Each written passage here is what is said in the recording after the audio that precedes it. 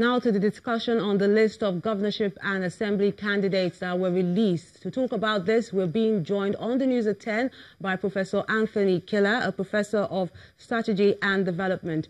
Great to have you join us. Thank you for having me. Now, the much anticipated INEC list has finally been released. So what are your thoughts about it? Well, I think finally we know who's in and who is out, or, we should think that way. Sadly, it's littered with controversies. Two things need to be said. One, is not new. These controversies come up. But just because it's not new doesn't mean that we shouldn't remind ourselves that it's a sad note for politics in Nigeria that the people who are trying to rule the whole country cannot settle simple as primaries amongst themselves. I mean, it is true that, the tussle for power is always very brutal and very intense. There's no hiding about that. But it makes us reflect as citizens, those of us who are not in the arena as citizens, to let us know that we need to wake up to the sense of citizenry.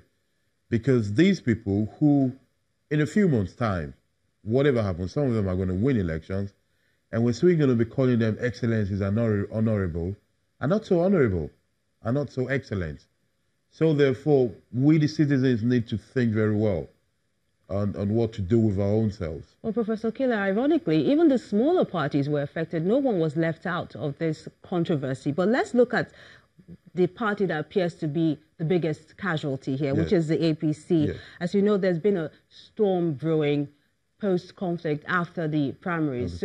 How do you think going forward the party can mend fences and at least settle all those scores? Well, I think it's a thing of numbers. The APC is the most affected, not because they're most evil, in fairness to them. It's just because they have more states. It's a thing of numbers. So it happens to be them. It's a shame because they have had chance to learn from history and to know that if they want to be an alternative, they shouldn't be acting this way. I think moving forward, they will do, sadly, what has always been done. They will set up a reconciliation committee. People will be promised things, then some people will walk out, and some people will stay. I am more concerned on the effect of the kind of leadership we're getting. Because let's not forget, these primaries happen everywhere in the world. We've seen it happen, and it's not everywhere that they turn to fight themselves and scream. And let's also look at the PDP. They're not left out as well, especially in Ogun State, for instance, where they opted for Mr.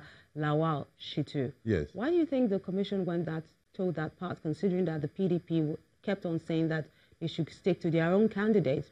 Well, their own candidate, it all depends. I mean, these things, politicians have a way of saying stories in which you have factional people considering themselves as a whole. Yes. So there should be good reading. I think, interestingly, two things. One, the parties are badly behaved.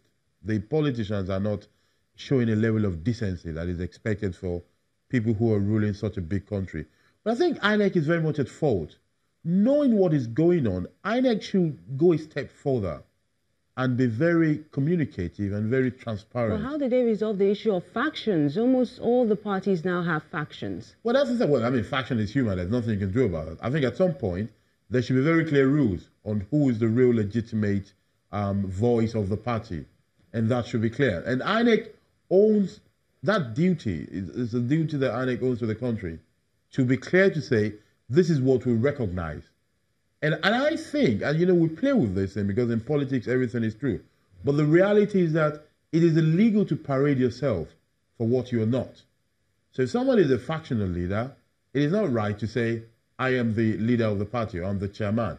But I guess, technically it should be that way. But in reality, in politics, it's a bit more complex. So what should INEC be doing in that instance? Be in limbo? INEC shouldn't be in limbo. INEC should be very clear. INEC should have a very determined channel of saying that this is how we get our information and this is who we declare. And there's one more thing that we shouldn't forget, that technically and in reality, INEC is involved in the primaries. So they should know that this is the primaries we participated in because this is the people we accredited. That is why they call the umpire. That is why they're the third person in all these things. So we should be listening to INEC, not to the factions or whoever they are in the party. We have to leave it right there. Professor Anthony Killer, a pleasure speaking with us on the news at 10.